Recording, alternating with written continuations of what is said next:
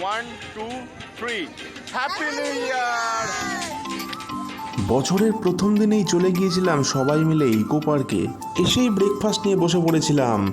Meet ভেপু, দিদি, শুনি। এইরকম ঠান্ডা ঠান্ডা ওয়েদারে রোদে পিঠ ঠেকিয়ে বসার মজাই আলাদা। আর ইনি তো এইসব ক্ষেত্রেই ব্যস্ত।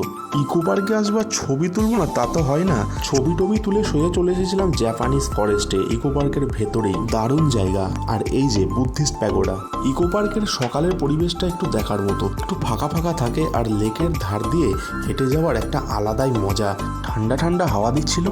আর এই যে টয় ট্রেন একদম ঘুম স্টেশন থেকে সোজা চলে আসছে।